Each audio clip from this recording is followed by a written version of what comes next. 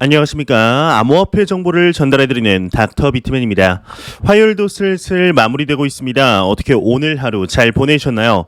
현재 며칠 전부터 지속되는 암호화폐 시장의 성장세로 인해 투자자분들의 투자 심리가 회복하던 와중에 오늘 새벽부터는 우리 애증의 코인이죠. 이 XRP의 높은 상승세가 단연 눈에 띄게 되었습니다.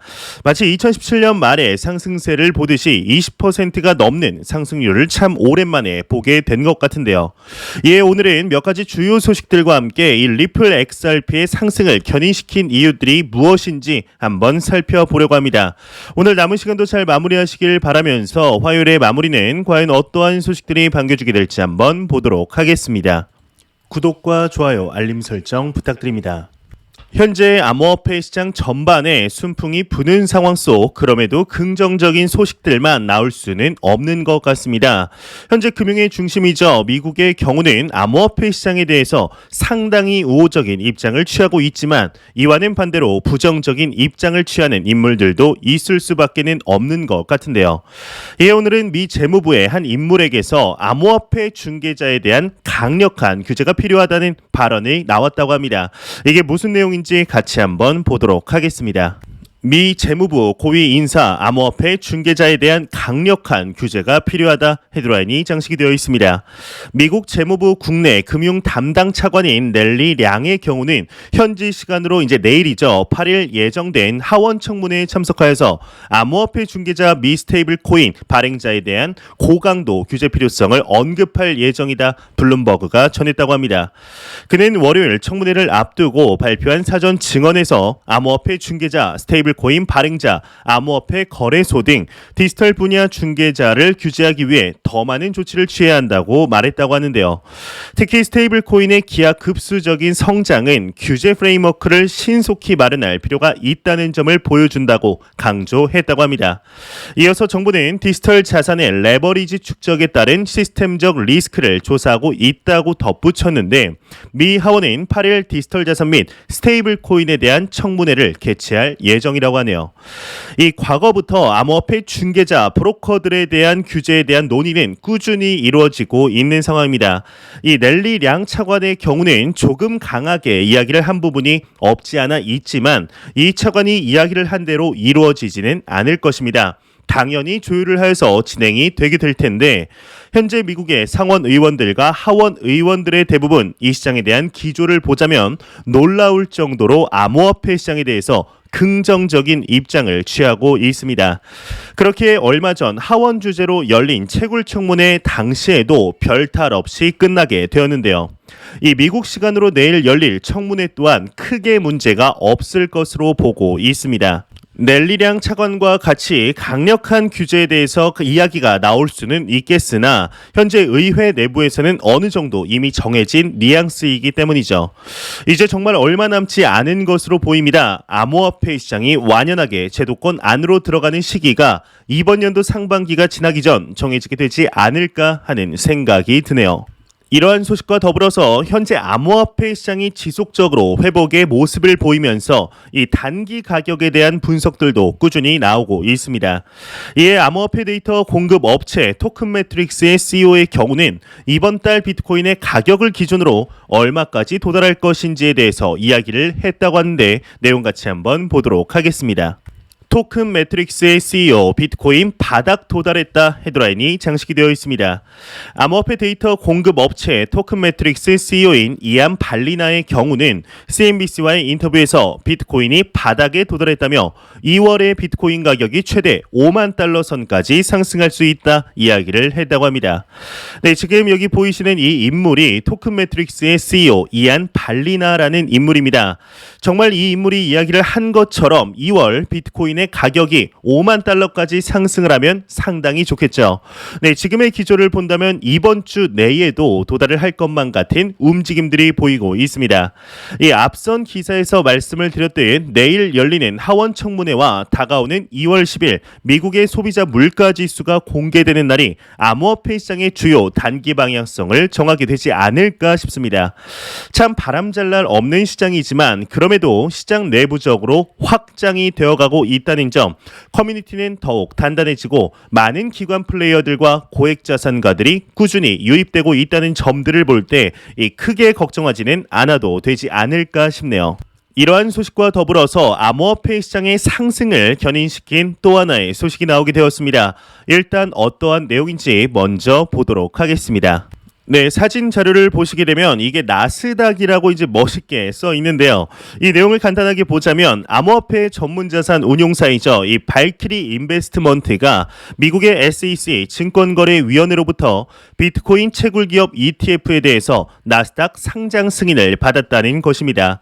이제 티커는 WGMI로 오는 8일부터 나스닥에 상장된다고 하는데 해당 ETF는 비트코인 채굴을 통해 최소 50%의 이익을 얻은 회사 주식의 순자산 80%를 투자할 계획이라고 하네요. 이제 이 소식을 보고 아니 현물 ETF가 아닌데 무슨 호재냐라고 말씀하실 수도 있습니다. 하지만 현재 많은 자산 운용사들이 ETF를 신청하는 건을 보게 되면 글로벌 1위의 비트코인 펀드를 운용하고 있는 그레이스케일의 경우에도 이 현물 ETF를 신청하다가 지속 반려 및 지연이 되자 우회적인 ETF를 신청하고 있으며 이 글로벌 자산 운용사 피델리티의 경우에도 현물 ETF가 지속적으로 반려당하자 우회적인 ETF를 신청하게 됩니다. 이러한 것들은 말도 안 되는 이유로 시간만 끌고 있는 미 SEC에게 압박을 가하게 될 텐데요. 이제 현물 ETF의 승인도 정말 얼마 남지 않아 보입니다. 이에 대해서는 전 영상과 전전 영상에서도 언급을 드렸는데 조만간 ETF가 왜 승인될 수밖에 없으며 머지 않았고 SEC가 말도 안 되는 이유로 시간을 끌고 있으며 경쟁 정부 기구가 어디인지 또한 어디서 압박을 받고 있는지 전방위적으로 다시 한번 정리해서 업로드를 해보도록 하겠습니다. 이러한 소식과 더불어서 어제 새벽부터 우리 애증의 코인이죠. 이 리플 XRP의 갑작스러운 가격 급등이 이루어졌습니다. 이에 대해서 많은 투자자분들이 놀라지 않으셨을까 싶은데요. 원래 안 그러던 애가 갑자기 착한 일을 하면 의심부터 하게 되는데 과연 상승을 이끌었던 것에는 어떠한 것들이 있었을지 한번 살펴보도록 하려고 합니다. 일단 첫 번째로는 대한민국 4대 거래소 중 한 곳이죠. 이 업비트에서 리플 관련 소식이 나왔는데 아마 해외 거래소에 XRP를 보유하신 분들은 이미 받은 분들이 많으시지 않으실까 싶은데요. 바로 솔로제닉 관련 에어드랍에 관하여 업비트에서 소식이 나왔습니다. 일단 내용 같이 한번 보도록 하겠습니다. 업비트 XRP 보유자 대상 솔로 에어드랍 지급 시작하겠다 헤드라인이 멋지게 장식이 되어 있습니다.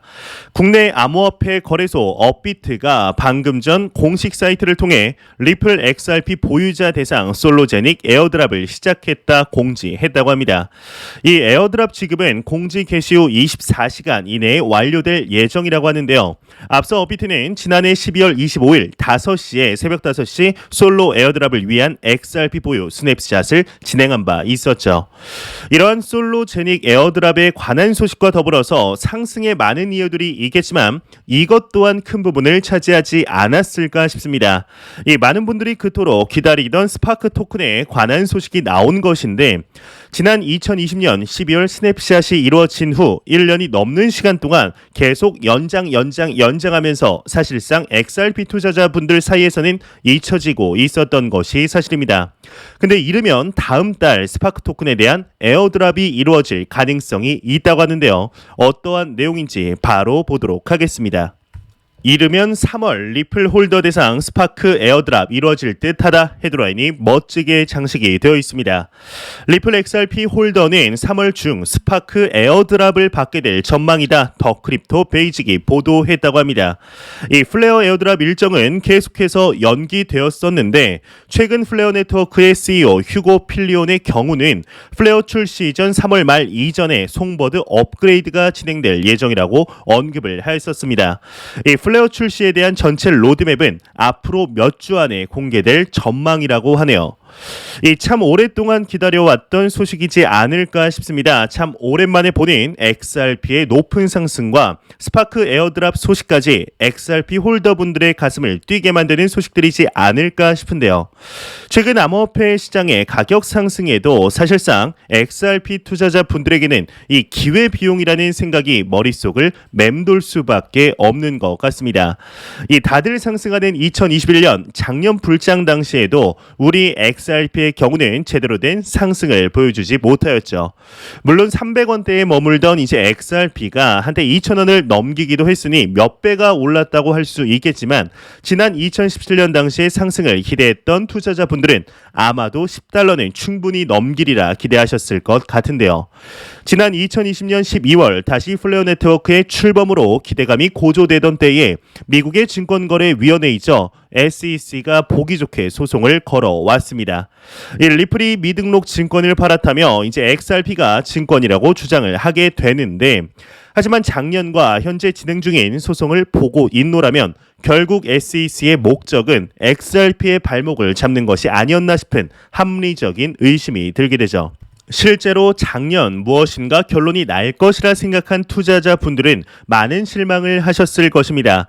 이게 길게 봐야 1년 안에 끝날 것으로 예상이 되었지만 이 장기화될 것만 같은 두려움이 조금씩 퍼지고 있죠. 만약 이 소송이 합의에 이르렀다면 조금 더 빨리 끝났을 수도 있습니다. 하지만 리플사의 CEO이죠. 이 브래드 갈링하우스의 경우는 그럴 생각이 전혀 없어 보이는데요. 현재 리플사는 마치 암호화폐 전체를 대변해 싸우고 있는 듯한 모습을 보여주고 있죠. 물론 현재 빵영이 무슨 생각으로 이러는 것인지 알 수 있겠는데 이게 되도 않게 합의를 한다면 똑같은 문제로 다시 한번 발목이 잡힐 수 있기 때문에 라는 것을 알 수는 있지만 그래도 XRP 투자자 입장에서 본다면 일단 빨리 합의에 이르러서 어떻게든 가격을 더 강하게 견인해 주기를 바라는 투자자들의 수도 적지 않은 상태이죠. 이 브래드 갈링하우스가 한편으로는 원망스러운 투자자분들도 분명히 있을 것입니다. 이 리플사의 경우는 작년이죠. 이 매년 개최하는 연례 행사 스웰 컨퍼런스를 통해 이제 자체 거래소를 만들고 XRP 레저 기반의 다양한 생태계를 육성하겠다는 청사진을 발표하였었습니다. 실제로 XRP 레저 기반의 몇 가지 아웃풋들이 나오고 있는데 아예 결제를 할 수 있게 해주는 DApp도 나온 상태이죠. 다만 가장 근본이 되는 리플사의 핵심 기술에는 해외 송금을 빼놓을 수가 없을 것입니다. 이 리플사는 기본적으로 이 프로젝트의 핵심에 본인들이 있다고 주장을 하는 중인데요. 이 리플은 XRP를 통해 해외 송금이 5초 이내에 가능하다고 이야기를 하고 있습니다.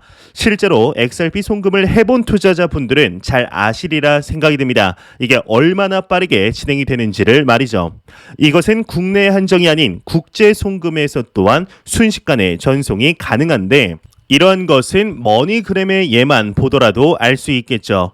이 SEC의 소송 전에 리플의 주요 결제 솔루션인 ODL 솔루션을 통한 국제 송금 면에서 상당한 이점을 본 이후에 소송이 제기되자 혹시나 본인들에게 불똥이 튀지는 않을까 바로 리플사를 손절하였었지만 이미 암호화폐를 통한 솔루션의 이점을 맛보았기 때문에 XRP의 형제 코인이라고 불리우는 스텔라 루멘과 파트너십을 다시 맺은 것을 본다면 기존 전통 금융과 비교했을 때 이게 얼마나 이점이 있었는가를 짐작해 볼 수 있지 않을까 싶습니다.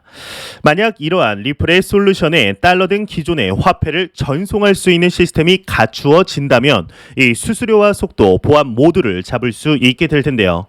앞서 말씀드렸다시피 해외 송금에 XRP가 쓰이기 위해서는 ODL 솔루션이 필수적으로 필요하게 됩니다. 이 은행 간 송금을 할 때 그 내부에서는 ODL을 통한 XRP가 오갈 수 있게 되는 것인데 리플의 지난 소송에도 불구하고 ODL을 통한 수익이 급증한 것을 확인할 수가 있었습니다. 이는 실제로 이용이 되고 있으며 이미 수익을 내고 있는 기업이 되었다는 것이죠. 이 뜬구름 잡는 프로젝트가 아니라는 뜻인데요. 이 수익을 내고 있고 계속해서 글로벌 은행과의 협업을 늘려가고 있는 중입니다. 리플사처럼 기존의 금융권과 적극적으로 파트너십을 맺고 있는 블록체인 기업은 아마 거의 없지 않을까 싶은데요. 참 애증과 계력이 모두 섞인 우리 XRP 현재 SEC와의 소송으로 가격의 눌림이 있는 상태이지만 그럼에도 불구하고 참 사업 확장을 지속적으로 잘하고 있는데 이 소송만 아니었다면 비트코인과 이더리움의 가격 상승분과 비교해 보았을 때 $10는 충분히 돌파 가능했다고 보는 것이 많은 전문가들의 중론입니다. 가격이 전고점 근처에도 가지 않았음에도 메이저 탑10 안을 유지하고 있다는 것 자체가 참 놀라운 일인데 그렇게 가격적인 측면에서 욕을 먹고 있음에도 핵심 기술에 대해서는 그 누구도 욕할 수 없으며 커뮤니티가 탄탄하다는 것을 보여주는 증거이겠죠. 많은 투자자들에게 피눈물을 흘리게 해준 코인인 만큼 이 소송이 마무리되게 될 때 그리고 정상적으로 스파크 토큰의 에어드랍이 진행이 되게 될 때 지금보다 더 높이 그리고 그 어떠한 코인보다 높게 상승하는 모습을 보여주길 진심으로 바라보겠습니다. 안 보고 가면 섭섭하겠죠. 마지막 크립토 공포 탐욕지수입니다. 가격의 지속적인 회복으로 인해 이제 3개월 만인 것 같습니다. 이 전날 대비 3포인트 상승한 48포인트를 기록하며 다시금 중립 단계로 돌아섰습니다. 이 지수는 0이면 공포, 100이면 낙관을 의미하게 되는데요. 좋습니다. 정말 오랜만에 얼마 만에 보는 중립 단계인지 참 감회가 새로운 것 같은데요. 정말 금방이라도 비트코인 기준 5만 달러를 다시 한번 탈환하려는 기조들이 보이는 상황 속 투자자분들의 투자 심리도 많이 올라온 것이 눈에 띄게 보이고 있습니다. 하지만 시장 상황이 꼭 우리 마음처럼만 움직이지가 않죠. 그러한 것을 우리는 암호화폐 시장에 투자를 하면서 수도 없이 보았는데요. 이 쭉쭉 올라서 5만, 6만 전고점 돌파를 했으면 좋겠지만 계속해서 하락하는 시장이 없듯이 계속해서 상승하는 시장 또한 없는 것이 사실입니다.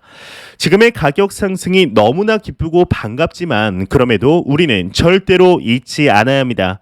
우리는 투자를 단순 가격 맞추기 게임으로 하는 것이 아닌 3년, 5년, 10년 뒤 암호화폐 시장이 가지는 가치에 투자를 하고 있는 것이라는 것을 말이죠. 현재 우리가 무엇에 투자를 하고 있는 것인지 명확하게 알아야 한다고 생각합니다. 현재 우리는 단순히 코인에 투자를 하고 있는 것이 아닙니다. 우리는 핀테크의 혁명이자 금융의 혁신에 투자를 하고 있으며 우리 생활 전반에 스며들 블록체인과 금융소외계층 포용이라는 원대한 목표가 있는 시장에 투자를 하고 있는 중에 있습니다.